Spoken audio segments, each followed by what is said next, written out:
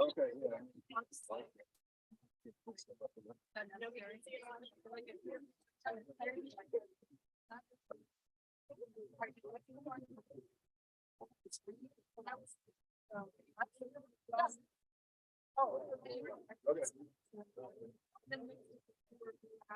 Who's reading first? Right. Just pause that license.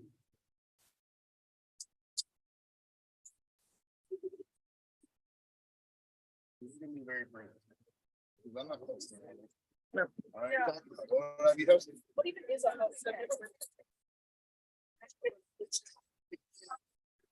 Yeah.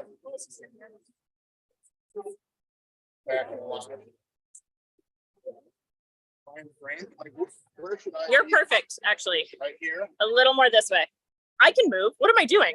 Okay, either. go center, and we're good. Perfect. Yep. Do we need blocking? I can put something there. Oh, boy. Does anybody got chalk? Not that one. If anyone did, it'd be me. It sucks because we just left an office. And it's a sidewalk now. Oh. This is how this goes. You're welcome. Okay. You ready? Let's go. You ready? Go. Yeah.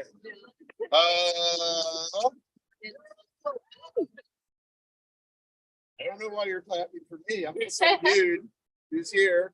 Hey y'all. Hi everybody. It's nice to see some people. Hey, friends, strangers, friends. My name's Ryan Collins. I'm the executive director of the Midwest Writing Center. Is it going? Yeah. Hi to everybody who's not in Schwiebert Park with us. More importantly today, I'm the director of the Young Emerging Writers Program. I'm not going to talk very much, other than to say it's what a beautiful happenstance to have you all show up at the park at the same time that we're all here. And I think like some of our illustrious young emerging writers, interns, and staff are going to maybe read some like poems and stories and stuff like that. We obviously don't have any like amplification, so if you're having trouble hearing over, hopefully not a train or the river or whatever else. I know people who might be reading will be loud and will speak up, right? Everybody, yeah, gang, cool. We're ready for that. We're going to be heard and project. Dope, very dope.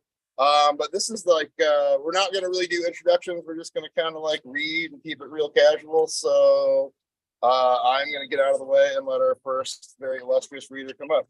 Thank you. Thank you.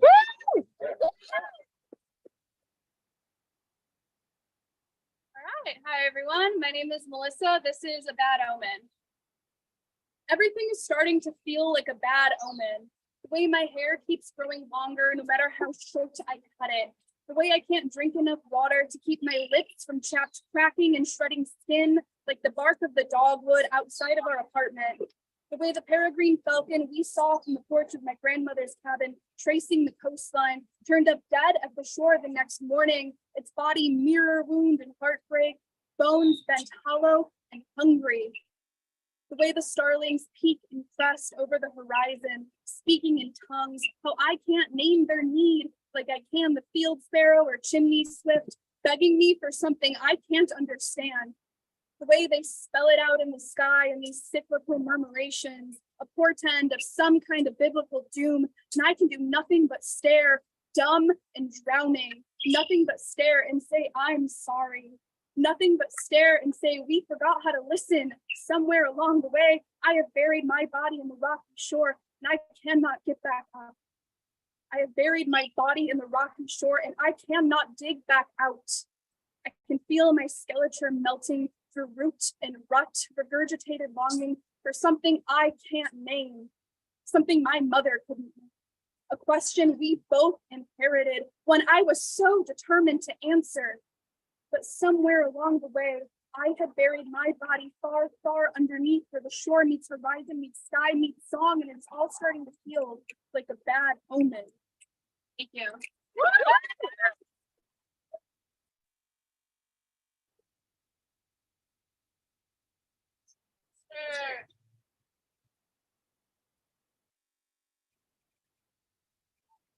Oh yeah, I just want to. Didn't announce it. Hi, I'm Esther, and this is Tracy Statham's guide on how to be productive. Hey everyone, I'm back after a brief break for my own mental health and well-being, and so I could get wasted in Greece. Crazy face emoji.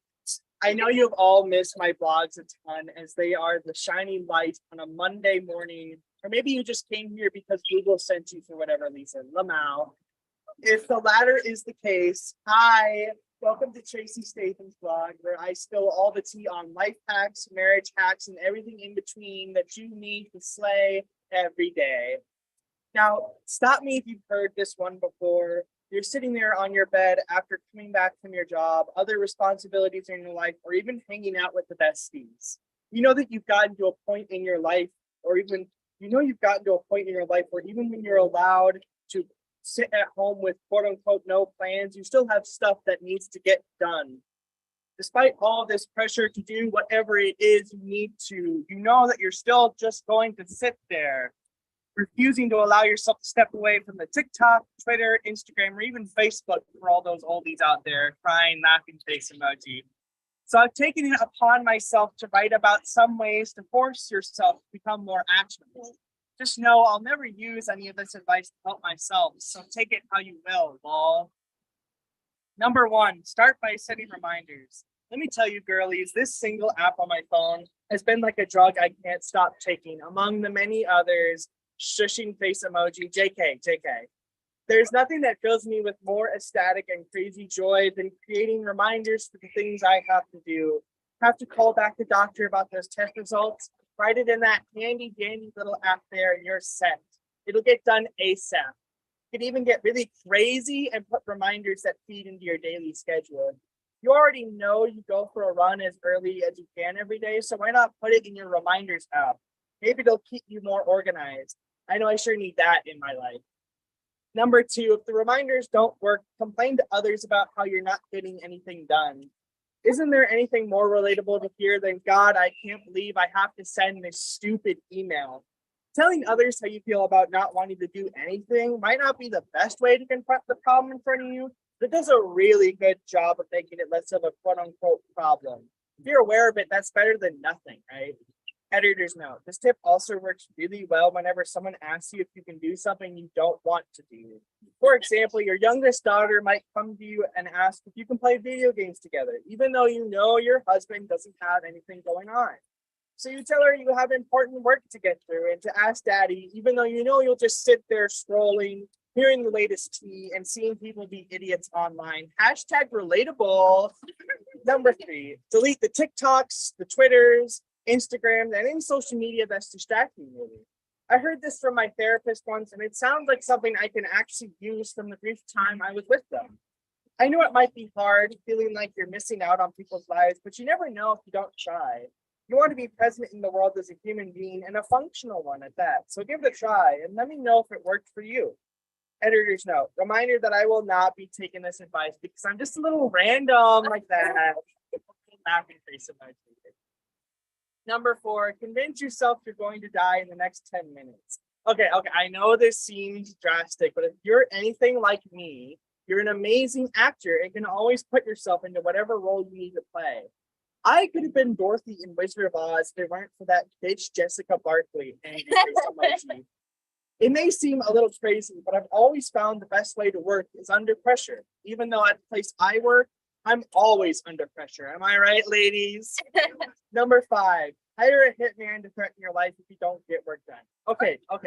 So pretending you're going to die might not be working though, or maybe you're just a bad actor, Jessica Barkley.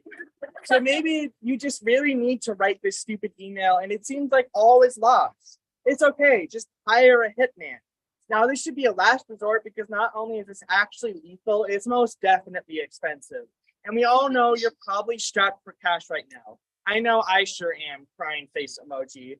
Basically, it would just have to be someone who follows you around, screams at you with the intent to kill, really puts the fear sweats between the temple, and makes sure you do exactly what you need to be doing. Kind of reminds me of my husband, smirking face emoji. JK, love you, babe. Kiss face emoji.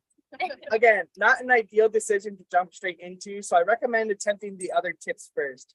Or don't. I never said this was a step-by-step list. Haha, lol. Again, take this advice with a grain of salt. I'm sure if all this really does seem too drastic for you, there or other ways to fix your life.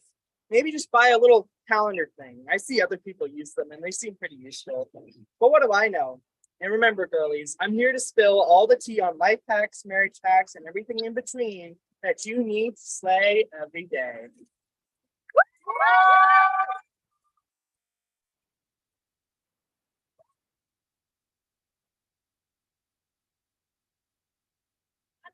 Is next.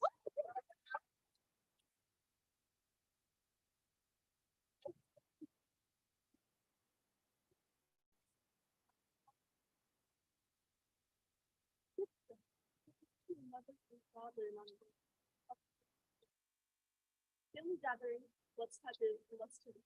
People I've never met, bragging about each other's achievements, though I've never seen one. Awkward silence, so the nibba, the dough board and stone sits in disarray and unplayed on the shelves. Jack on his deathbed, then one who sits me. I love your lips, of the lips, and said you lips, hold on, I found you in the forest, you found me in a muddled state. You try to fix me, to find the broken pieces, and you can let you go. But fixing me is not a hard time to achieve. I sip my chain and immediately turn to cup. Along the broken pieces, I am trying to fix. As I write down the list of the whole 2015.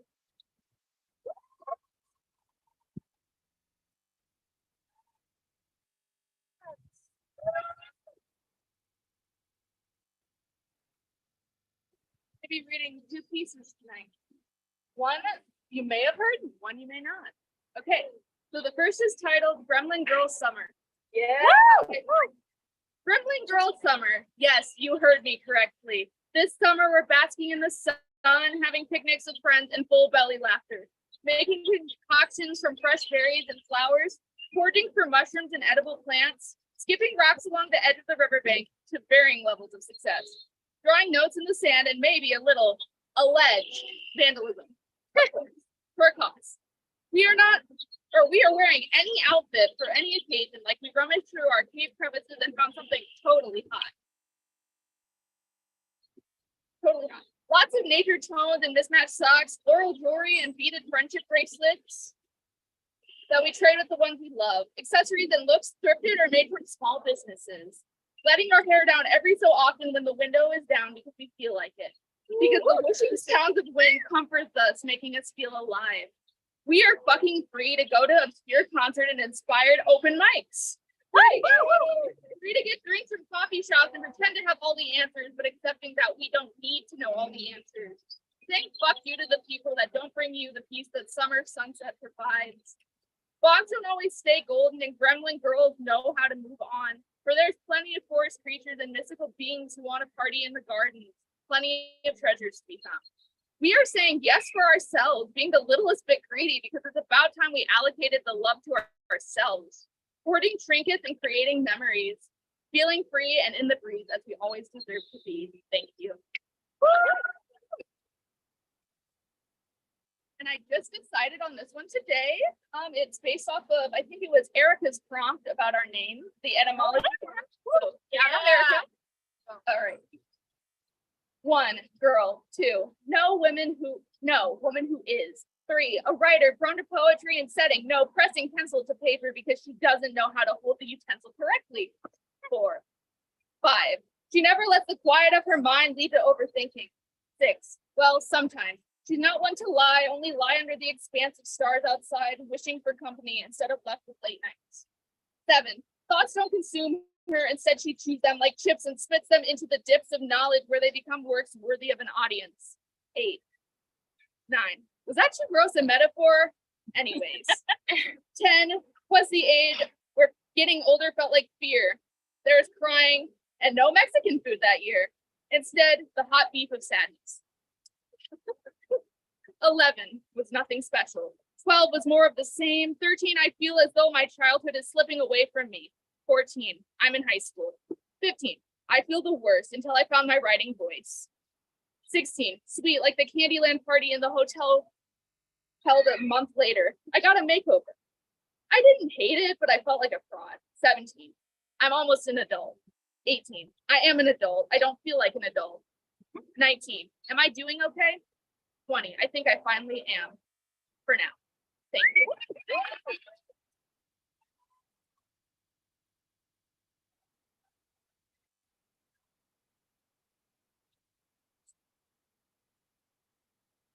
Mary is perfect.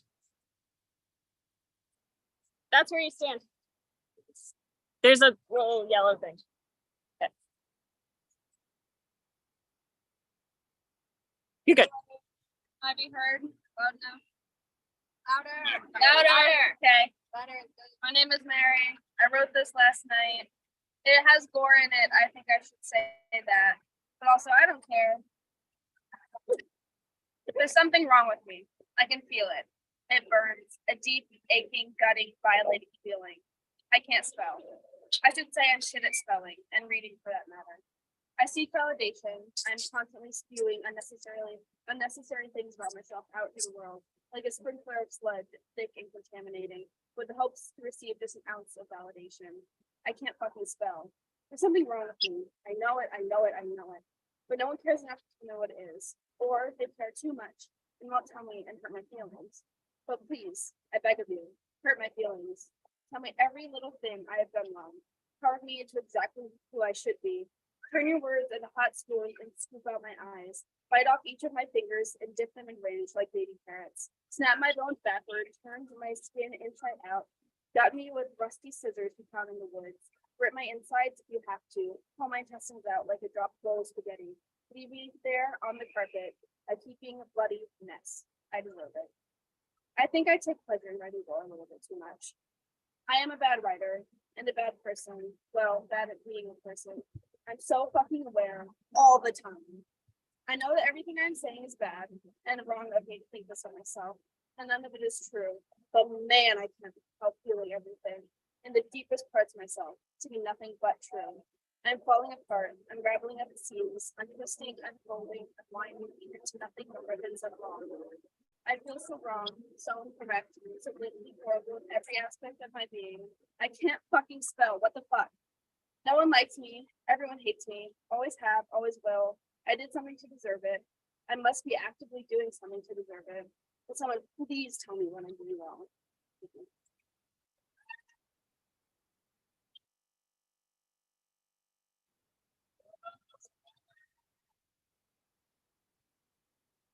Hi, my name is Jackson. This has some drug abuse in it. This is called "This Hate Is For You."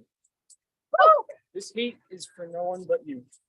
Soaked in burning passion, as hot as a devil's pitchfork. You take and take and take, and in return you give a 50-minute high. You create a web of delirium for your customers. You make them hate you, but you make them love you just enough they choose to stay.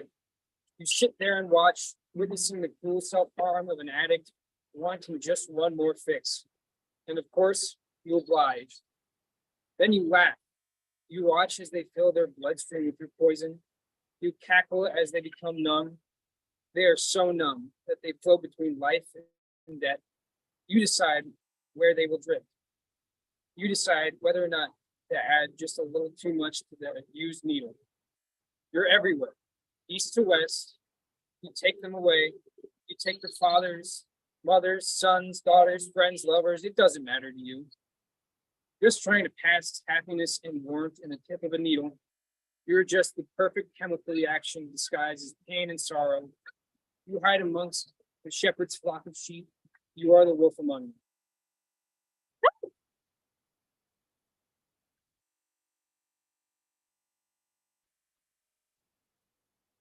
Oh yeah.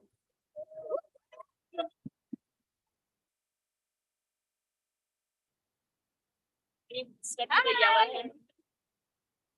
Alright, got No, your the mark? yellow thing. Yeah. Okay, there you go. Thanks. thank you. Hi, my name is Natalia, and this is A Monster in the Closet. Woo! There is a monster in my closet. I hear it breathe every night as I try to sleep. It has long, pointy fangs that can tear you apart, and claws as wide as my hand, made for ripping through steel as if it were paper. I used to be afraid of it, but one night I'd had enough of hiding under the sheets, waiting for it to tear off the blanket and send me spiraling into the pitch black of my room. I decided to stare right at it, and I saw myself in the reflection of its large yellow eyes. I named it Stuart. It used to haunt my nightmares. Now we have conversations. It asks me about my day, and I read stories to it before bedtime. It really likes comics about superheroes. Sometimes when I can't sleep and the shadows dance around my room like something from a horror movie, it picks me up and I hold on to its massive curled horns and it carries me around my room until I fall asleep. And when I wake up, I'm right back in my bed. I told my mom and dad about it. They never believed me. They say it's a good thing that I'm facing my fears by making up things, and I don't correct them anymore. I don't tell them I'm no longer afraid. I don't need to. Stuart knows, and so do I. Sometimes the best thing you can do is to look your monster right in the eye and name it.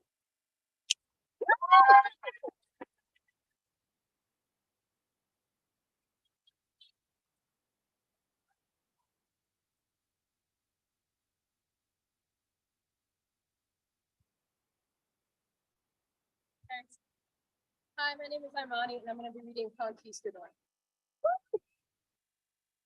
A man who came out victorious, he stole lands of fair shamrock green, covered in budding crops ready to emerge. Remarkably has conquered my chastised, untouched but for the blood with full faithful. Once striving to obtain scarce gold for pride, now only covets my boast with affection. A man who vanquished tornadoes, he trod through ghastly veins of rift, nearly tearing him apart with gusty claws. Though he was abiding through hefty winds, and now he must carry crimson breezes along, from the fierce blustery lands of stolid lines to the scene of my scarlet beating heart. A man who trounced the ocean, by lulling the rhythmic thumping waves, had triumphed unlike the Spanish Armada, searching past the surges of the wine-colored sea.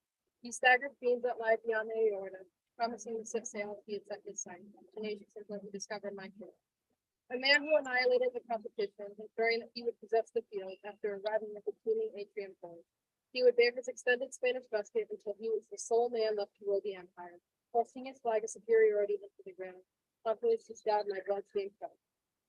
A man who conquered the heart on a prolonged voyage of devotion. Awaiting the award of the sangria spear, he battled coarse winds and rugged waves, and soon he slaughtered 50 earth-bearing, the dire journey to attain the acclaim of I, a thief he is, but a thief I adore.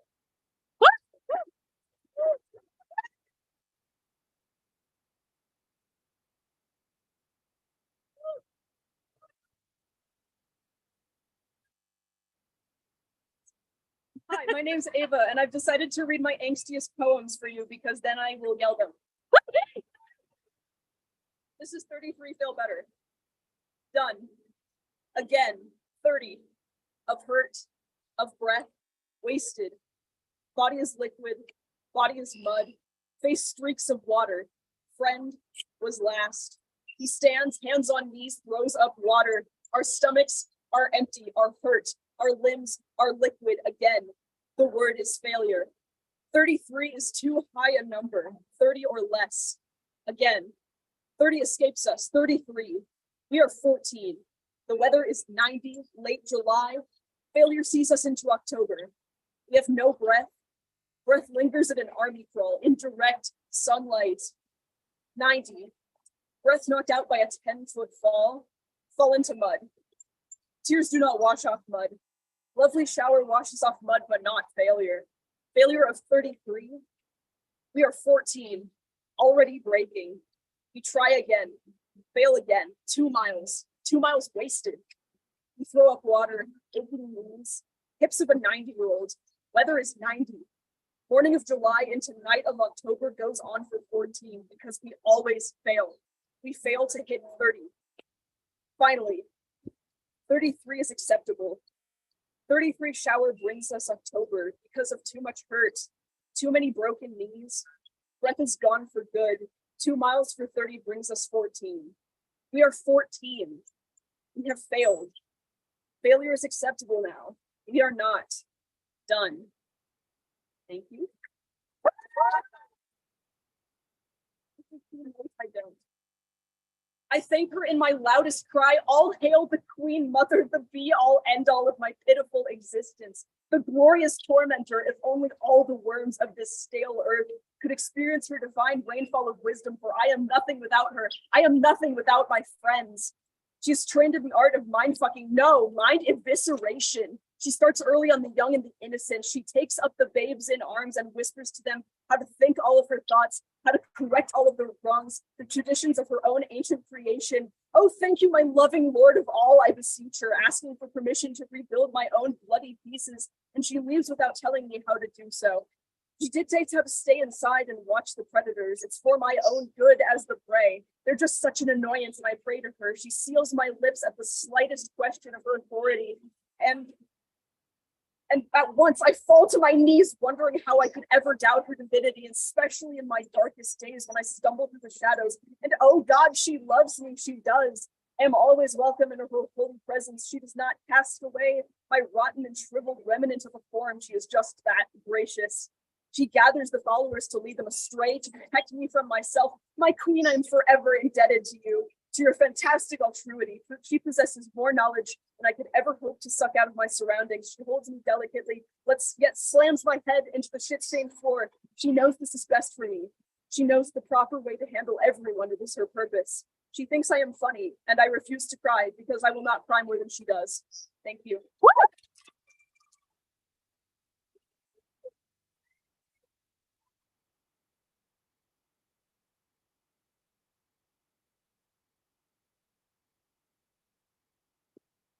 I'm going to read March 20th, 1981 to May 28th, 2023. Woo, woo! May 28th, 2023. The feeling of a text notification when your phone is silenced and the text reads, "She passed this morning," is the same as when you're 5 years old, you wrestle too hard with your sister, and she accidentally elbows your stomach. It's being winded, wincing, gasping for air, unable to exhale or cry. May 31st, 2023. The sight of a stray cat that walks right up to you at a small barbecue in Wheatland, Iowa, looks like a sparkle of false hope. It's a female cat with honey-striped fur like that of the hair of the deceased. It's the moment she walks up to you and you look into her eyes with the silence of a dweller. It's her eyes that will tell you, it's me. I came back to you. I'm glad you're here. But it's not her. She didn't come back, and you'll find yourself projecting onto a stray cat. June 5th, 2023. The smell of a funeral home is jarring. It's what I imagine dust would smell like if it consumed me, but it's more calming than that. It's the smell of middle-aged men in dark suits and women in pencil skirts escorting you to a chapel.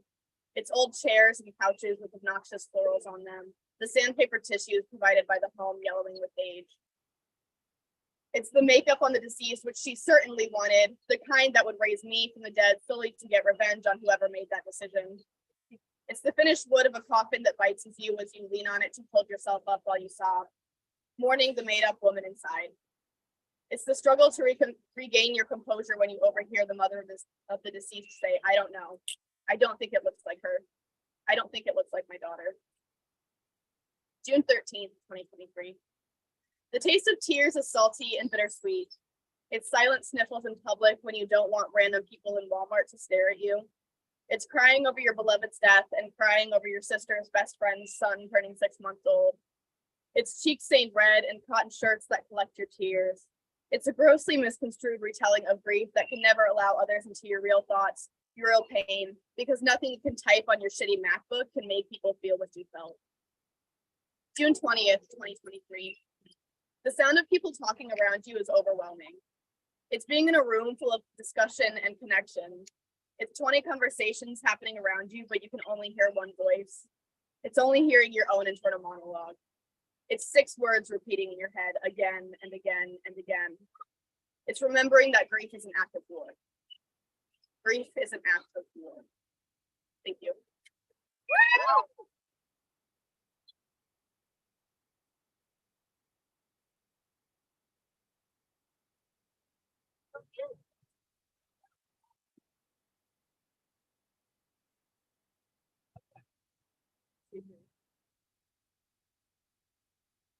So this first piece is about a job that I really, really, really loved being at, and that I loved it so much that I quit. But I did learn a lot, and it'll be in the Atlas 18. Okay. This is go ahead and clock in for me. Wow. Now that she's an adult, she sees the real world and wishes that she was able to go back and enjoy Missouri with you guys because now her life sucks. A brutally cynical comment from an adult in my life. moment of reflection. Damn! All I ever do is write about this cycle. In my terms, the cycle is falling into a routine where working for a corporate company runs your entire life, and then you develop a sort of Stockholm syndrome to this hellhole where you can't leave because you feel bad for whatever the reasons may be, and maybe that's just my own trauma bond with my coworkers and hard work mentality. And for the last 6 months, I have been a happy-go-lucky contributor to the system. The circuits in my creative mind have been fried with trying to explain the simplest things to the most impatient of people. Just a friendly note for customers. In case you didn't know, I only work here. I don't control the prices. I didn't tell corporate to discontinue that item. Half of the time, my smile is fake. And it's painfully obvious you have never worked a food service job in your life. And if you have, you suck. It kindly shatters your dreams, appreciates your cooperation and understanding. You deserve this. This is a great advancement for you. Congratulations. What else will you be? You won't make anyone proud. Welcome to the team.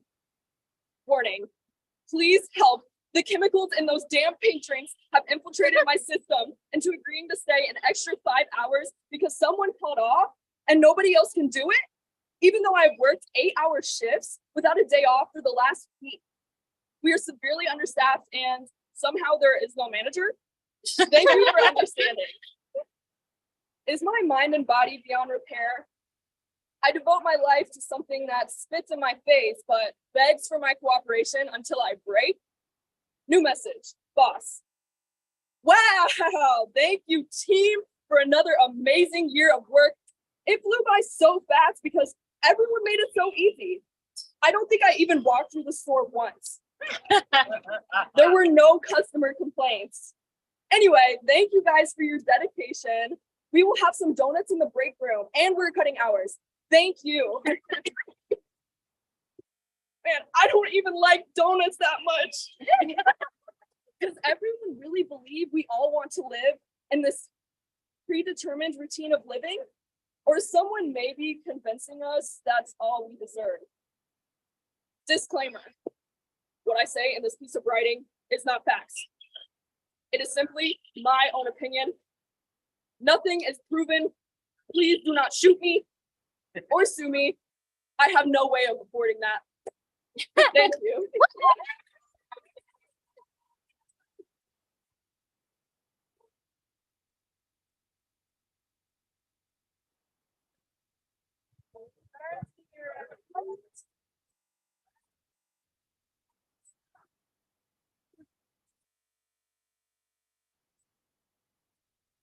Hey! Okay. Something short and then something old. Woo! Okay. If I can find it. Okay. All dogs go to heaven. The dog is dying, or will soon be dead. Not of its own hand. He has my name, and as he wilts, I look densely in the mirror. Now I'm the Labrador. My eyes sag with dark brown grease, but the dog is alive, not yet decided on dying. When he sees you, his eyes leach a small hole out of your face, and in it, there is a sad, lengthy moment where he understands what is meant to happen to us. Thanks. Woo! Okay. I haven't read this in 4 years. And you're all gonna hear it now. Yeah. Radio host tribute. Woo! My grandma's house is in the center of a white suburban area with a bunch of white suburban families who live in white suburban homes. Her house is literally white. The outside is sided with white, durable pieces of plastic that my dad used to power hose clean for my grandma when her hip hurt. and the outer part of our house was too reflective of the inside. My dad lived in the basement. He died there too. But occasionally when I visited on any other night than Sundays, because Sundays were the days my dad played golf and drank too much for my liver to handle, the sky would reward his good behavior with a reason to hang out with me. In my room, the windows were always open because they didn't know how to close and they were broken.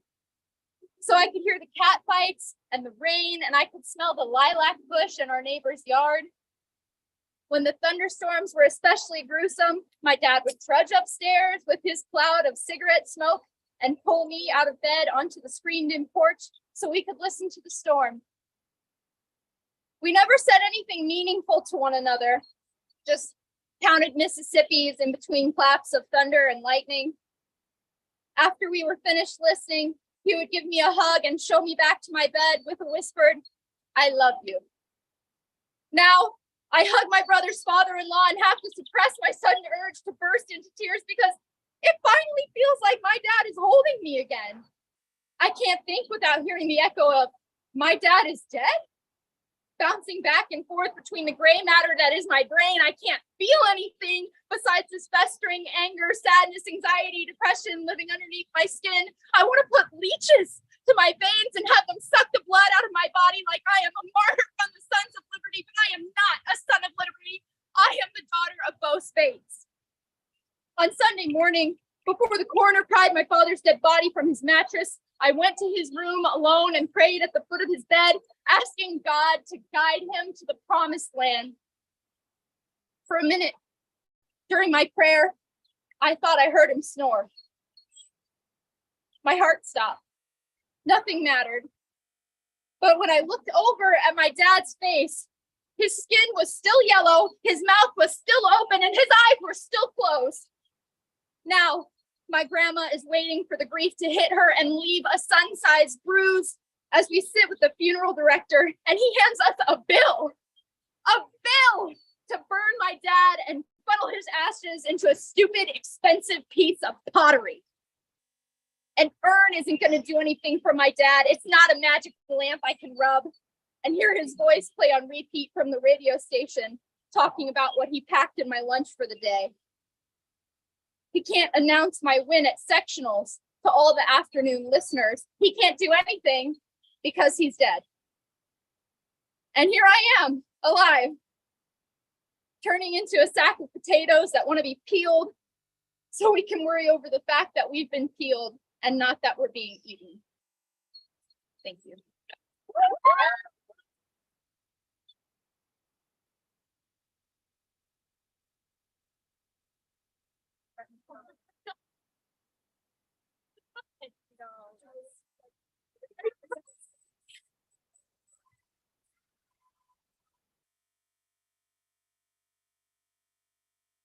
Hi guys. Hi. Can you hear me? Okay, we're going now. I know the change. Oh. Okay. To all the girls that feel equally as petty as Stuart Semple, the creator of the Pink is Pink, I see you. I see the way that rage bubbles up inside of you and fills your veins. It takes over every single ounce of you every single time your 8th grade math teacher called you by a different name. The name by a girl who looked nothing like you other than the fact that you had the same body type. Every time the age a man the age of your father looks at you the way a lion stalks its prey. Men will never change, but your math teacher's mom did give you a Fitbit. I see the girls that aren't sure who they are when every piece of clothing you throw on never makes you feel right. So you put on the same 5 articles of clothing and family notices, family comments. The girls who can never take a hoodie from a boy in fear of it fitting too tight, just like everything else does. The girls who are the biggest and poorest girl in every store in the mall. I see the girls that hate themselves even the days that they love themselves, the fight they have on a good day. I see the girls that think Amish Kapoor might feel a little guilty the hate that the hate campaign on him might get on him a little and make him regret his actions and make him want to say sorry. I see the girls that wonder if it makes him sad. That wonder if he's alone because of his ego and his pride overflows the way the hate overflows inside of you. Do you ever feel guilty that your anger has pushed people away? I see the girls that believe in karma. The girls that see that the boy who deserves it really gets it. I see the girls who don't feel bad, who don't need to feel bad, because karma is karma and everything really does happen for a reason. Who knows that what comes around goes around? To all the girls who feel equally as petty as Stuart Semple, I see you. Thank you.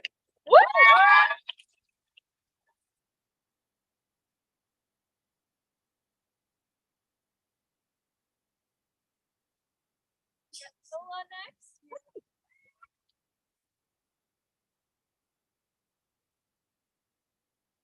Lola. I had to turn my brightness up on this phone. This is really short. I called it Our Lady of Sorrows or Mater Dolorosa. That's how you say it. I hate Latin, but here we go. I can see her, the woman with pale skin, smooth like ivory, with glass tears, with crystal tears, because even in her pain, she is worth something. And she is always young and fresh, despite the fact that she is a mother. And she is always perfect and lovely, even in her desperation. And she is always beloved and worshipped, even in the mess of her emotions as she screams for her dead son. She is always wanted. Her pain is mass-produced and sold on rosaries and t-shirts and stained glass and statues and greeting cards and icons and slapped onto churches and charities and icons and anything that you can think of. And when you are young, there is a twisted part of you that looks into the mirror when you cry, and your eyes are red and swollen, and your tears don't give you anything but salt.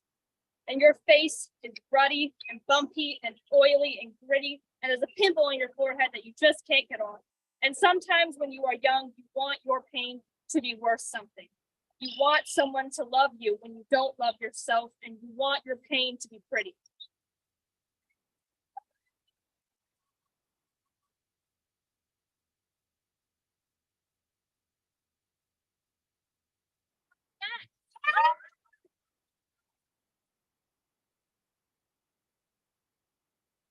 Okay, so I'm going to read.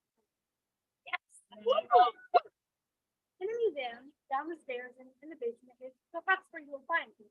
You see, the atmosphere down there is perfect for an exhibit such as mine. There are no windows, so the only light is the warm circular overhead light that line the ceiling as you walk through the hall. I see you from inside my glass case. I see you stop and follow me. I see you take pictures and hold your child protecting the glass. I see you tell your students the methods used to preserve me. I know what you see, an ancient and foreign delicacy, ready for your gluttonous eyes to devour, a reminder of your own mortality. Maybe you see a monster or your old Halloween costume. Maybe you see me returning to life and break into the glass to chase you. Ha! If only. Or maybe you see me as a human. Maybe you realize I was truly alive once. My body was once warm, my eyes once alight with joy, my chest once expanded with a vibrant breath of life. Does that unnerve you? Yes, when your sight darts my way, I see your reluctance to look at me. I see that thick feeling in your stomach. My leathered skin dehydrated and pulled completely tight against my bones, my arms folded over my ribs, my lips curled back to bare my blackened and yellowed teeth, all for your viewing pleasure. Do you feel me looking back at you, dissecting you with my own eyes? I thought you might like to know that I am, in fact, looking back. How beautifully simple my life has been. How I missed baking bread with my mother and watching my children play together and eating delicious sugary dates. Stripped of dignity, disturbed in the cool, private darkness of my tomb, when they kidnapped me from my home, they broke into my coffin, removed my body and all I was buried with, and placed us in a glass case in an unknown land. I have been laid bare for anyone with curious eyes. You have heard we're buried with riches or cherished items of our lives. Where are mine, you ask? Where is the pleasant renewal of my childhood? Where is the love my daughter is and help my heart? My family for generations. Oh, how I desperately wish I had the answer. The state of being burdens my soul. With each passing second, I feel more leaden, more cumbersome, held down by the crushing pressure of my rusted open sarcophagus. Sometimes I wish the world would end.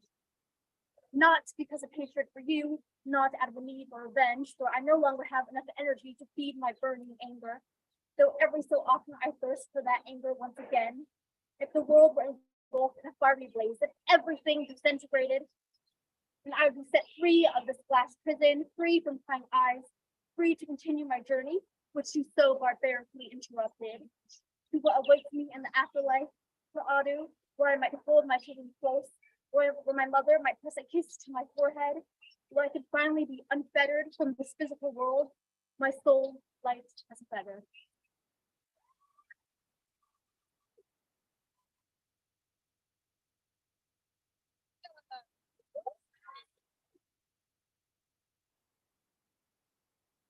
Hello. I'm Larissa, and the piece that I'll be reading to you was inspired at the conference by Rebecca's prompt. All of it changes at evening. Woo! The sun hits your shoulders, and you bask in its warmth, trying to remember the last time the light felt discomforting. It's not the blinding kind, nor the burning kind, not even the slow, smoldering kind that feels nice for a while, then destroys what you once held dear. But all of it changes at evening. Everything? Yes, all. Is the dark like a blanket, swaddling and holding you close? Or is it suffocating, like a cloth over your mouth as you desperately try to breathe? Are the stars as beautiful as you once remembered, pinpricks in an inky cool sky, or the window to terrors and the great unknown? Who can say what lives up there? A god, perhaps? A creature of science? The beginnings of the end of the world? Everything you were so sure about starts to come undone. You reach for the secrets of the universe and are left with empty hands. Sleep either takes you or evades you. You wish for one and receive the other. It is night now, so let the thoughts come as they may, for everything changes at evening. Thank you.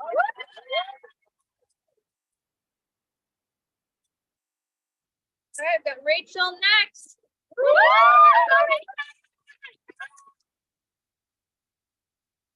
All right, I'm gonna read a story called The Ghost Light. Woo!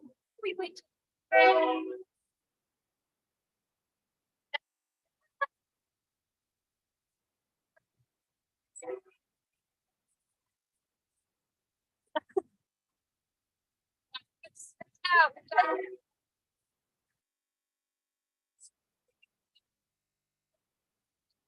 Train is going by. We have free books. We've got back issues of the Atlas.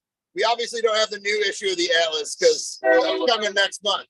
But we got back issues of the Atlas. We've got some children's books by Shelley Morgan. We've got some books of poetry. So if you want some books, come see me. I've got 3 books. We'll be back in a second after this. Yes, hopefully.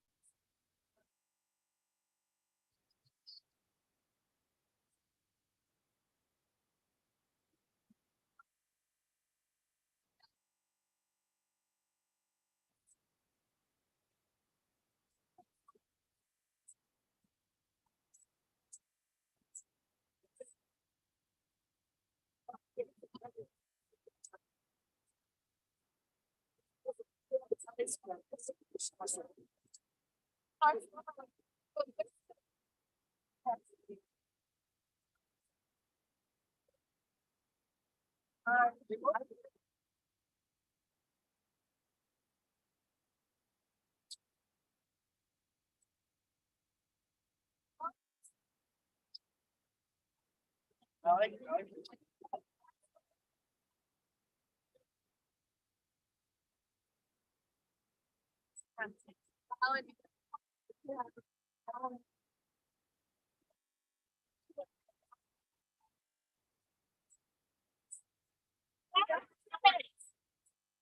minutes. I love the yeah, it goes so quick.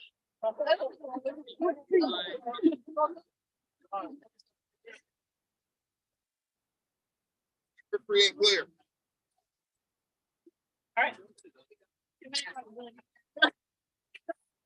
We now resume our previously scheduled program. Take it away. So. That's unexpected. Second try, I'm gonna read the ghost light. When a theater goes dark for the night, the stagehand leaves a lighted lamp on the stage. No one knows why anymore, but some old timers say it is to keep the ghosts away. Others say it lights the stage for the ghosts to play. Whichever theory one adheres to, most people agree. A great theater is haunted. That's a quote by Emily Munn. They're growing impatient. The others can feel it in the air. The chilly atmosphere of the centuries-old theater raises goosebumps on the actors' arms. Flickering lights impede on the readability of well-worn librettos. Distant voices draw focus from the director's vital staging directions. All right, okay, I can clearly see we're not getting anything done anymore. He huffs, visibly exasperated. Just go home, get some sleep, and for God's sake, come back tomorrow with more focus than what we have now. You got it? The cast murmur their thank yous and good nights as they shuffle off stage, gathering their belongings while attempting to rub the exhaustion from their eyes in an effort to survive the drive home. I'll see you all tomorrow, bright and early, the director sighs as the students file out the door, leaving him alone in the now empty theater. Well, not quite empty. Hundreds of invisible pairs of eyes stare at him in anticipation, scrutinizing his excruciating slowness at packing up his possessions. The echoes of his shuffling footsteps reverberate from wall to wall as he drags the old floor lamp to the center of the stage. It doesn't look like much, a rusting pole with a rickety stand at its bottom and a singular light bulb at its top, lacking a lampshade. But a wave of electricity seems to course through the air as the director reaches up to turn the dial. Click, click. Nothing appears to occur from this action. The stage remains barren and the endless rows of red velvet seats empty. But the man's steps have suddenly gained fervor. He jogs over to the exit, clutching his bag to his chest, and takes a brief glance back at the scene behind him before switching off the lights and slipping out the door. The lamp casts ghostly shadows that stretch the tip of the domed mosaic ceiling, but the hall remains soundless, utterly devoid of light, but not devoid of death. The building is suddenly vast in brightness as ghosts emerge from where they were hidden. They materialize from the catwalks, the riggings, from the sound booth and the balcony, lighting the way with their electrifying aura. Hundreds of them stream towards the stage, cackling as the celebration finally begins. It's a sensational spectacle for those who are privileged enough to witness it. The orchestra of strings and woodwinds begins to play Dvorak's Slavonic dances from within the pit, filling the hall with music. The former humans, each one having indulged in this theater's entertainment at least once in their past lifetime, come together, finding partners to dance eternity away with. No phantom is exactly the same, each of them displaying the horrors of their demise. Some hold their head within their arms, victims of a king's wrath, their eyes alert and mouths spread wide in a grin, despite the lack of a body. Flapper girls can be found with tire marks running the length of their body, gaping holes in their abdomens from where their guts burst out onto the road. Swords remain impaled through gaps in steel armor, throats lay soaked in dried, crusty blood. Tuxedos and suits cover skeletons with bits of charred flesh still clinging onto the bones. And extravagant dresses hang drenched on women's figures as water constantly cascades from their mouths and down their chins. The hours tick by, but the masquerade never tires as the orchestra transitions seamlessly from one symphony to the next, each one more energetic than the last. The grisly gala roars on as long as the moon hovers high in the sky. Despite their rambunctious festivities, it only takes a rattle of the doorknob to send the apparitions back into the shadows. A quiet creak of the door hinges before the director peers inside. But all he sees is an old, rusty lamp with a solitary light bulb that seems to glow just a little bit brighter than he remembered. All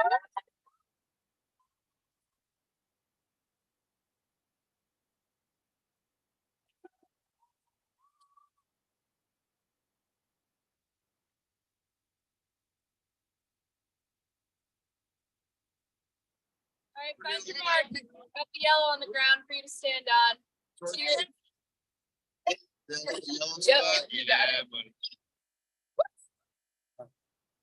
All right. An idealist. Practicality. I felt an immeasurable sense of pressure being down upon me. I have to succeed, otherwise I'll amount to nothing. Everyone around me keeps telling me how I'm at the finish line. I've just got to put in a little more effort. I remind myself of this as I look over these seemingly endless papers. My headphones play music made for studying. Sprawled across my walls are a series of certificates and medals of various kinds. Yet, my success is only temporary, and no matter what ends I reach, I have to keep going. My personality is beyond goal. I can only use only congratulations. Why would someone like me wish for anything different? It makes no sense. I envy my friends who pay little attention to school. They wish they were in my place. I wouldn't wish that this cycle of endless pressure, paper, on even someone I hated deeply. Bright colors, living in the flash frame, being the subject of envy. How did it all come to this? Redemption. This page makes no sense, no matter how much I look at it. This really is pathetic. I'll never be able to face others again if I fail 8th grade. I'll be disowned. I've paid so much attention to the friends surrounding me. In the grand scheme of things, school is just a place to be social. No matter how many times my parents enforce that I'll amount to nothing at this rate, I take life one day at a time. Something will eventually change. I'll understand everything without any of the others. But here I am, looking at over a test, and none of the answers even remotely surface in my mind. I try to remember key words, but anything I recall falls flat. This test can't be the breaking point, but it truly feels like the ideal. I genuinely don't enjoy studying, but I've spent so much of my life being told what I'm doing now will define how I end up. Earnestly, I wish I could just dedicate myself to being social, being able to relax and not worry about what grade my schoolwork does. But not having to worry about the teachers who look down on me. Life isn't gonna wait up for me while I indulge in my ideals. I know I have to change, but this ideal of carelessness is fitting to stick around. Collective. You don't get it, man. I'm gonna fail. I can't just study like you do. I look at one of my friends, despite knowing this person since middle school, I just can't relate to him. I envy his habits of not trying, but upon seeing the results of such habits, I feel some sense of superiority. Always technically been better than the others. I've been praised so much, and everything I hear just brews in this stew of ego. All types of people add to the brew. I treat all their compliments the same. I once felt like this guy, however. My life was ideal by my present standards.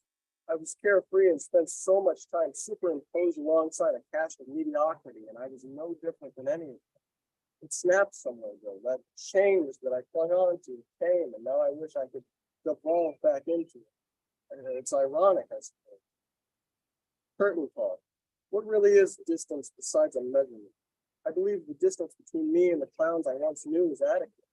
I was following the coattails of complete failures, believing that some street knowledge would give me the requirements to succeed in life. Just a few months ago, I ran my gaze across a classroom of people just like I once was.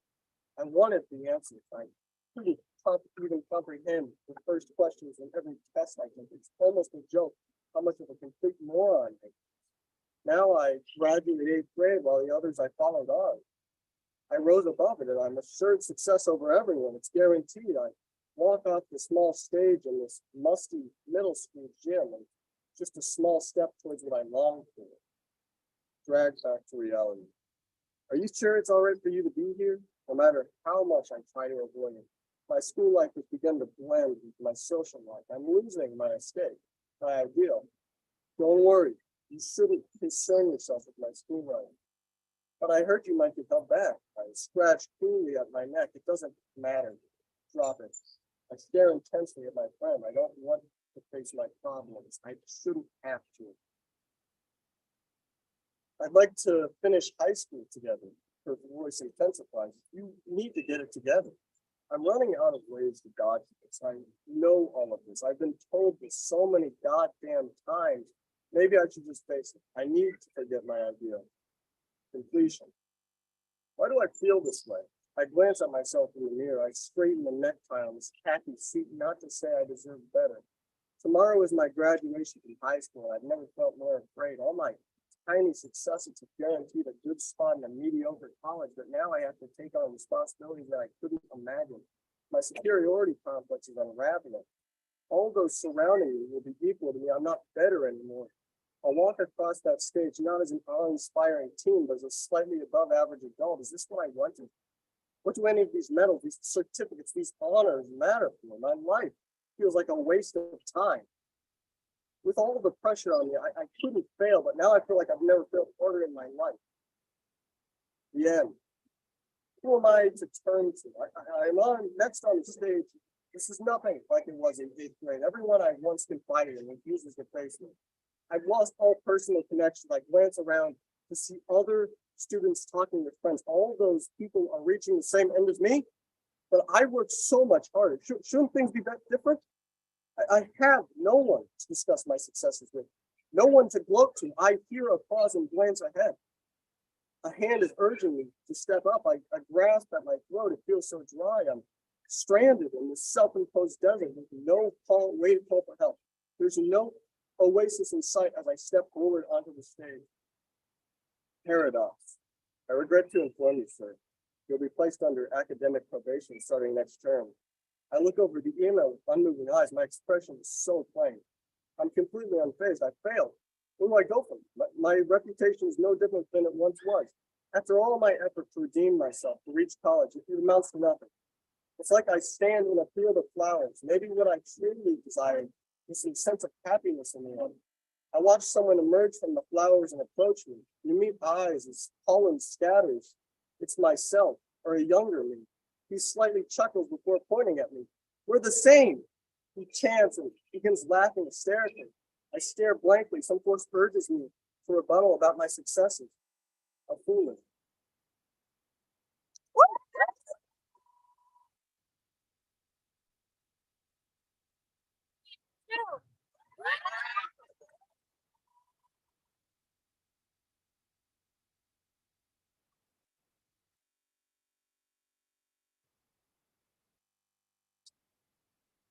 Hi, everyone. I'll be reading 2 poems today. They're short. The first one is called Ars Poetica in the English tradition. A cloister's spawn of war stops listening to the voices inside her head. Against all odds, she dares to go outside and build a funeral pyre. Throw all the letters of the alphabet in the flames.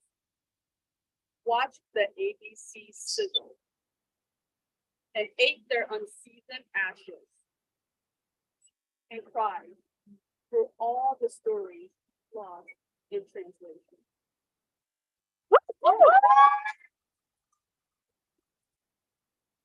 This one is literary criticism in the form of a poem because I'm a nerd and a poet. Oh yeah. If you're a fan of like Charlotte Bronte or Virginia Woolf, this one's for you. Yeah. An addict of her own. Because the mad woman in the attic holds a putrefied grudge that stings the nose. Unwanted flesh peeling straight from the bone. She's kept locked up by no fault of her own. Because the light won't penetrate that place, teasingly close to unused battlemen strapped with fully loaded cannons. She waits, bide her time, plot that novel in her heart. That godforsaken novel, blistering. The wrong woman takes her bloody revenge against the master of this ancient house, on him and his plain little mistress too. This she does in an attic of her own. Bide her time, plot that novel in her head. What else can her, the mason, do but plot? Thank you.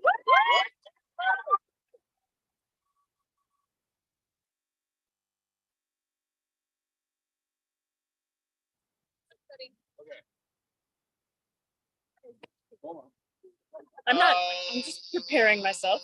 If there's anybody else in our posse, if there's anyone else who wants to read, we're like ahead of schedule. I'm just looking around. I'm not looking at any particular person. They're gonna give me dirty looks. If anyone felt so moved, like a Mennonite spirit or like, service, like the spirit has moved you to share. No, nobody. That's cool. No worries. Please give it up for everybody who read.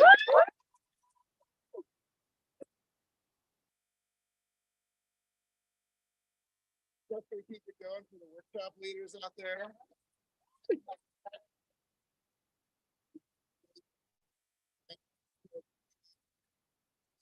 Last night, regular meeting night for some of them, so thank you all. We appreciate y'all very much. This program wouldn't be anything without you, so thank you. Or you. Yeah. I don't know who that was. Don't mind them. You too at home, yeah. What? Oh, they can find this video. Yeah, you can find this video on YouTube, right? YouTube.com/Midwest Writing Center. Yeah. Well, I was gonna say a week and a day from the night, we will be at Rostock's over there. We know everyone knows Rostock's, right? If you don't know Rostock's, I get to have the immense pleasure and privilege to tell you about Rostock's. It's the best place in the Quad Cities. Stop. We will be there for a reading for the Spectra reading series. We have Davenport native and award-winning memoirist Ben Miller will be reading. His partner Ann Pearson White Weiss will also be reading, who is a very talented and award-winning poet in her own right.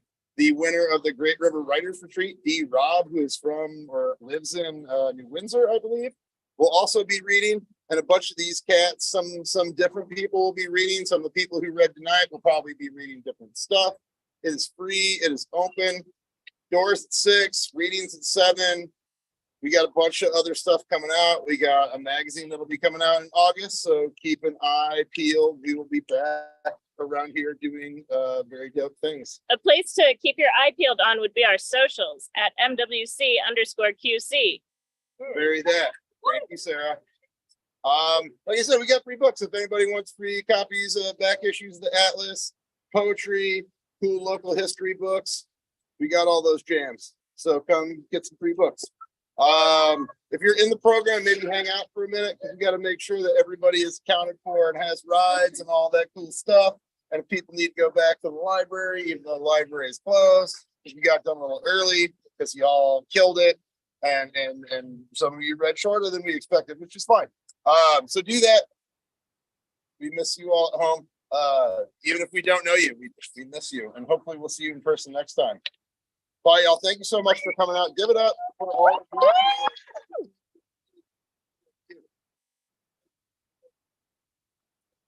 Especially since we didn't even know we were going to do this tonight, right? It's so weird. Anyway, bye, everybody. We'll see you.